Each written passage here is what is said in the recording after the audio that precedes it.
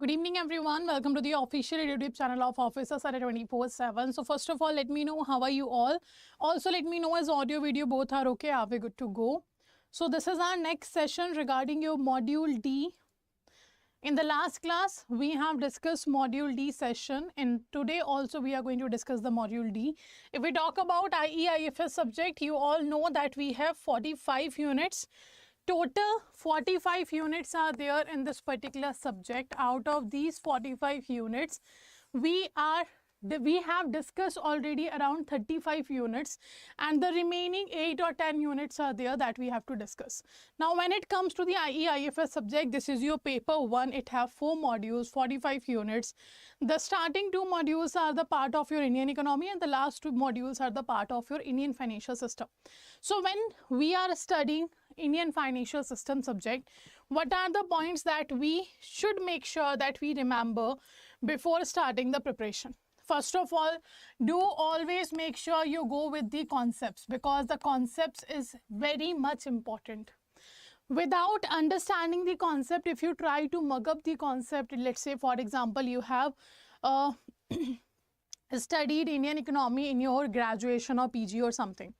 So you know certain terms. In that situation, first 2 modules will be very easy for all of you because it is related to the economics or basic economics it is that you have to study. But in the module A and B, you have to remember the data related questions. Like, what is the contribution of India? What is the contribution of agriculture sector? What is the contribution of India and China in the global GDP, in the global trade? So these kind of questions can be seen in the paper. So when it comes to Indian economy part, you have to understand the theory part as well. Like, if you are talking about national income, per capita income, GDP, do not try to mug up the definition of them. Just try to understand why we are calculating the income of Indians only, or why we are calculating the income of Indians in India and abroad, and why we are calculating income of Indians and foreigners in India. So these concepts have to be cleared. If you do not clear this concept, somehow you won't be able to answer the statement based question, the conceptual question. And trust me, maximum type of questions will be seen in the paper is a statement based question. Okay. Second thing is revision. Because the syllabus is very vast, you have to go through the revision. Okay. Third, practice. And practice, do make sure once you complete the particular topic, do make sure you practice the topic wise test. Then once you have completed the module, then do make sure you do the module wise test. And the last, when you have completed your syllabus, then go with the full length test. Okay, so now all these things you have to do to clear the Indian economy, Indian financial system subject. And trust me, this is a very easy subject, but the problem is we are taking a wrong way to cover this subject. So it's an easy subject. When you start reading this subject, you will find that this is easy, it can be done, it is doable. But how to do all these things, where you will find all these things which is required to clear the paper. So today at 9 p.m. Today at 9 p.m. I am starting Victory Batch with the subject Indian Economy and Indian Financial System. So 9 to 10 p.m. 9 to 10 p.m. we are going to have our first class. That will be orientation class of your Victory Batch. Okay, and this will be available on YouTube as well. If you have not enrolled yet on YouTube, you can check the orientation class. Tomorrow you can check the demo sessions, and then you can decide you want to enroll or not. And if you are one of them who regularly watching my sessions, who regularly join these Achiever series, then you already know what pattern of teaching or how I explain the thing. So I guess now you are aware about my teaching skills, or how I am teaching, or how I make concept easy for you to understand. So if you are already know about this, then do make sure you enroll in the Victory Batch, because now very less time is remaining and we have to make sure that in May 2024 we clear this paper. It is very much important for us. Okay, so that's why I am telling you that enroll here in the Victory Batch. And right now 80% discount is also going on if you use the code Y496. And today I will be meeting again on YouTube with all of you from 9 to 10 p.m. Okay, so see you all, and the other details I will let you know in the end of the session. So let's start. This is our module D, class number 6. So we have completed A, B, C, and in D module we have already done the 5 classes. Today it's a 6th class. So let's start. The topic we are going to discuss today is a derivative market and your factoring, forfeiting, trade receivables discounting system, TREDS. Okay, so first, these are the 2 units we have to discuss. These are from module number D or module D of yours. So let's discuss this first, as we already always do. First, we will understand the topic and then we will move forward to questions. So first of all, let's talk about derivatives. What is derivatives? So we can simply say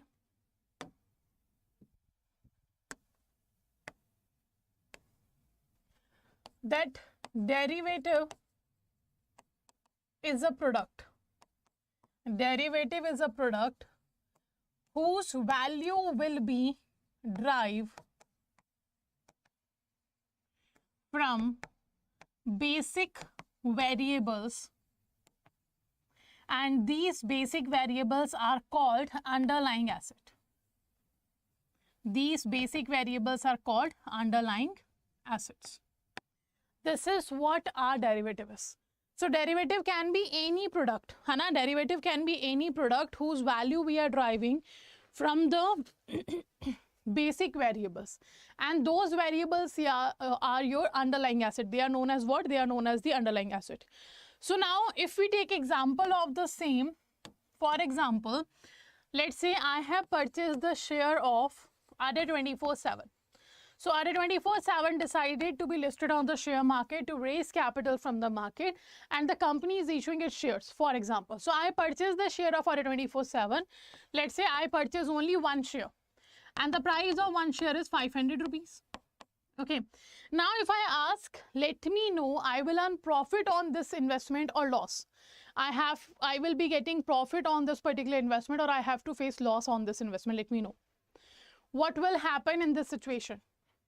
So you will say we can't say, because we do not know the price of share is going to rise in the future or is going to fall.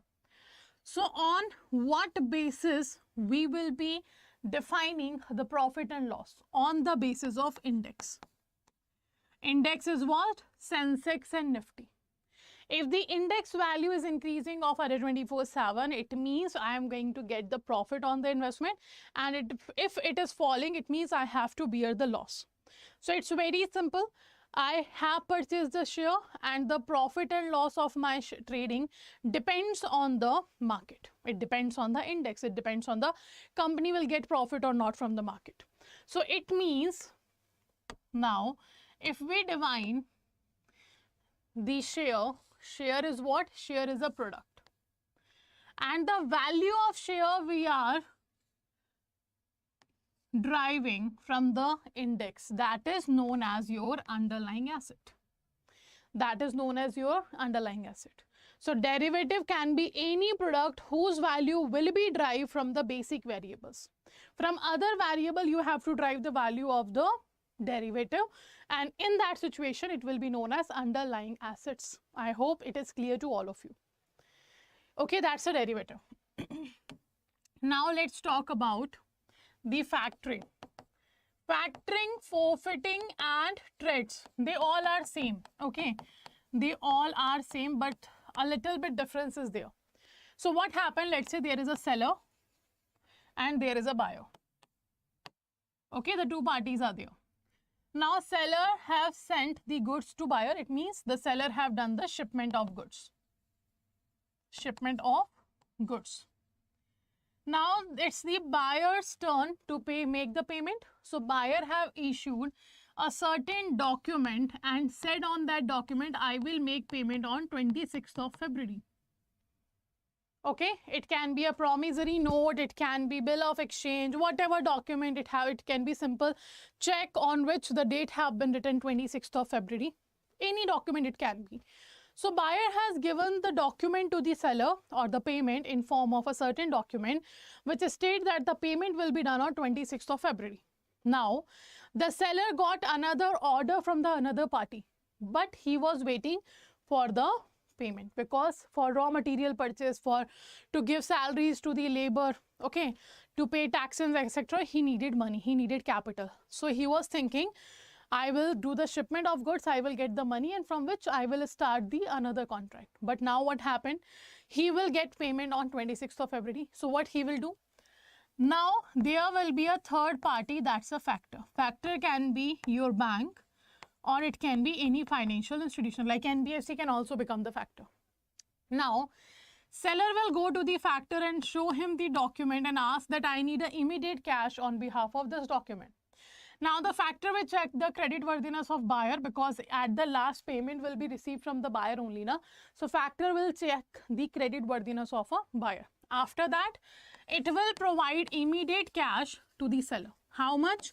Around 75 to 80% of the contract value. Okay, whatever values document have been issued here, of that value 75 to 80% immediate cash will be given to the seller. Now seller will start its own another trading or what. Now what happened? On the due date, the factor will go to the buyer and ask for a payment, and the buyer will make payment to the factor on a due date. This is factoring, this is forfeiting, this is threats. So what's the difference? Difference is that factoring is mainly used for the domestic transactions. Forfeiting is used for international mainly. Okay, and in factoring I told you up to 80% will be given as an immediate cash. In forfeiting up to 100% will be given to you. Now the threats is the same, but it is only for MSME, micro, small, medium enterprises. Otherwise, everything is same in the factoring, forfeiting and threats. Their types are also same, but we are not going to discuss the types here. That you have to study in the conceptual classes. So I guess now the basic understanding of the topic is clear. Now let's move forward immediately on the first question, that is talking about in India, which was the commodity in which derivative first originated. Acha, also let me know in the comment section, is the terminology is clear to all of you? And answer this question.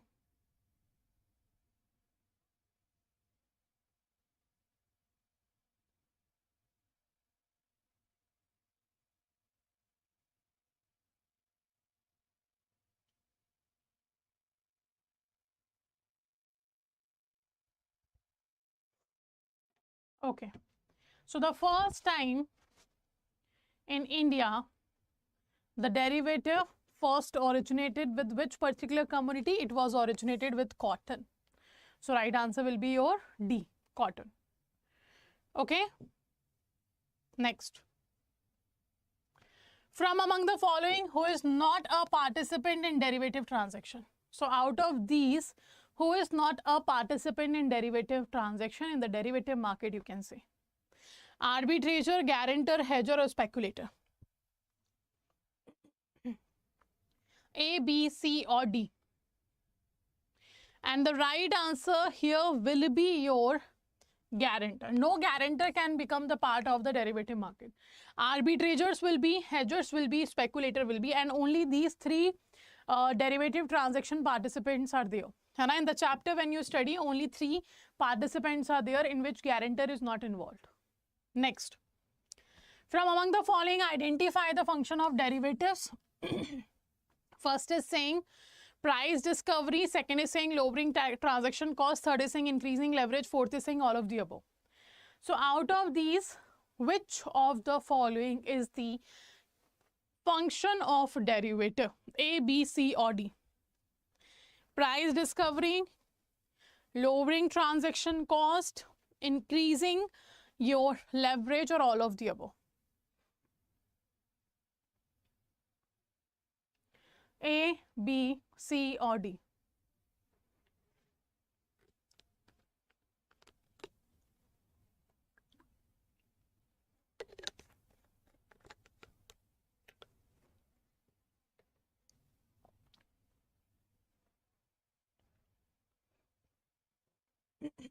Okay, so the right answer here will be all of the above.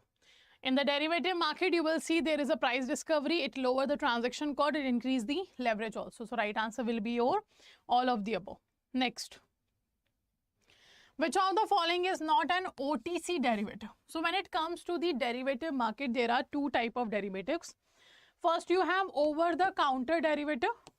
Second, we have exchange-traded derivative. In over-the-counter derivative, there is no mediator party. Only the seller or buyer will be there. Okay. So one is ready to sell and the another one is ready to purchase, and they sign a certain contract with each other. That is known as over the counter. Because now there is no mediator, it covers a counterparty risk. In the over the counter derivative, you will find there is a counterparty risk because there is no authority, there is no monitoring agency or anything. So the party in the future might be disagree to complete the contract. Okay, because let's say if they are getting in the future, always remember derivative trading happens only on future date. All the derivative trading goes on a future date.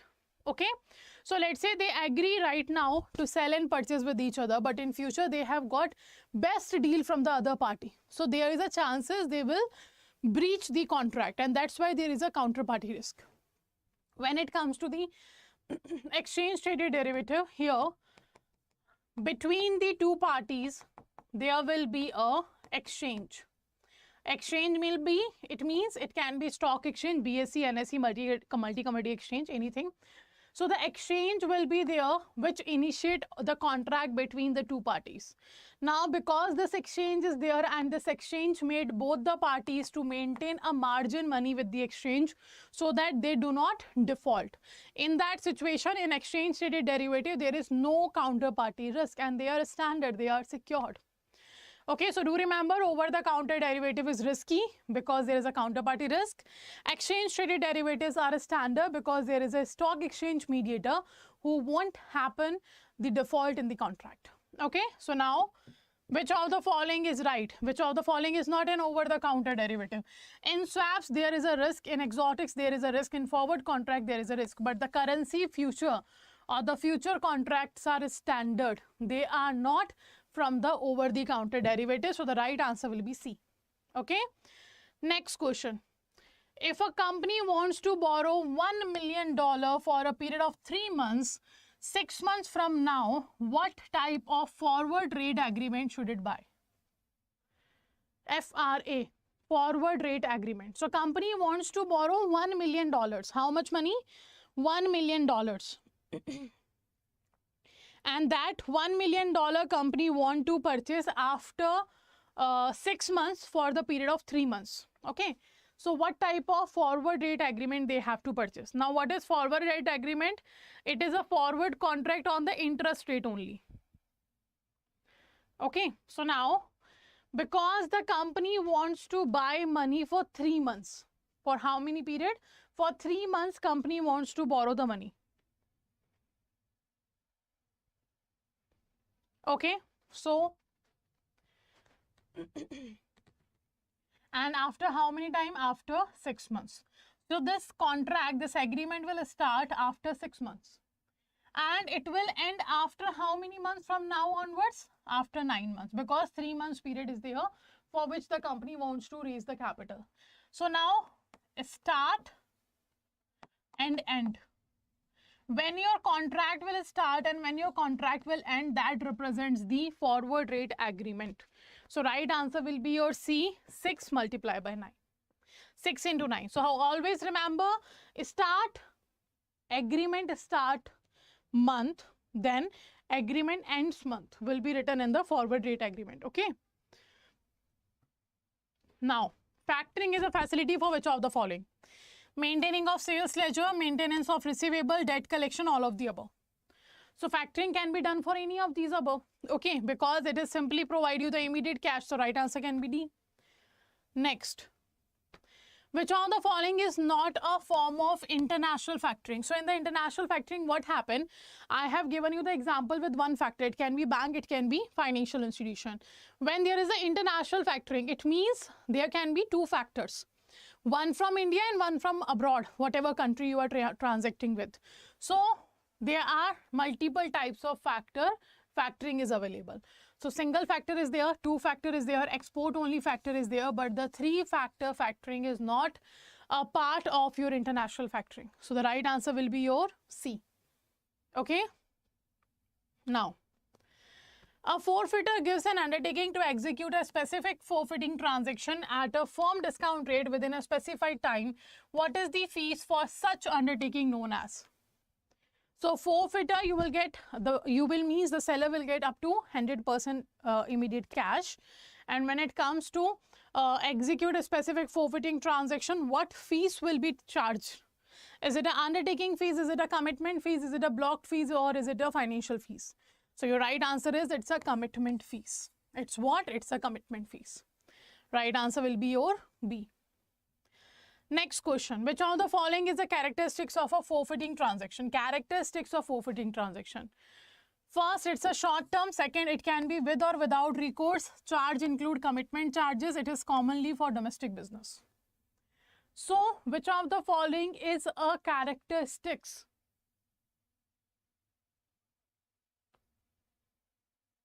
Okay, so it include commitment charges, that is true. Hana, it include commitment charges, that is true.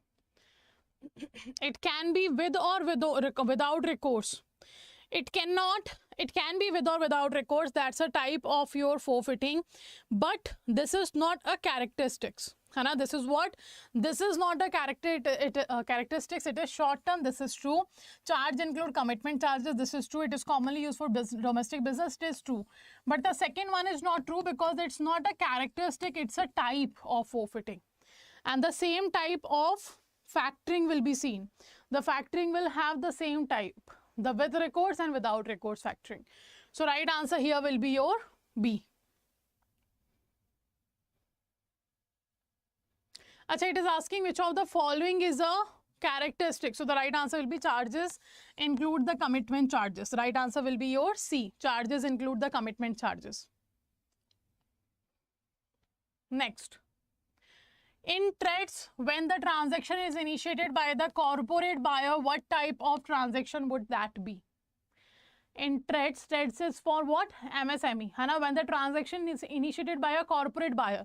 So till now we have discussed seller will go to the factor, but now here we are saying that buyer is going to the factor. So this kind of factoring will be known as what? It is known as reverse factoring. So threats is the type of factoring only, nothing else.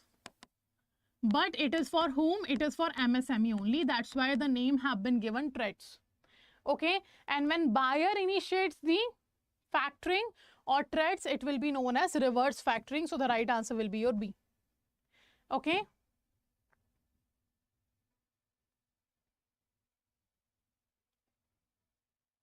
One second. Okay, so these are the questions we have discussed today. Now this is what I was talking about. This is the victory batch which I am starting from 9 to 10 p.m. today. Okay, you can attend the class. Orientation class will be there. You can attend on Officer Survey 24/7 also this class. Apart from that, you can see double validity is going on with the 80% discount on Mahapack. And on all batches, 80% discount is going on. So if you want to enroll, use the code Y496 and you will get maximum discount. How to enroll? You have to download the Adda 24/7 application. Apart from that, IFS All India mock test is going to start on 9th of February. This is a very important thing. On the application, you will find this page. Do make sure you register yourself and give the test for IFS like you guys have given for PPB. Okay. Chalo, so how to enroll? Just go to the website, then select the exam category, that will be JAIIB, CIB. Click on the JAIIB May 2024, and I always keep saying to you, whenever you find double validity on the Mahapack, go with Mahapack. Do not go with individual batch, just directly go with the Mahapack. It is the much beneficial for you. So how to enroll? The process to enroll is same. Let's say we will be seeing the victory batch. Okay, something wrong with the website.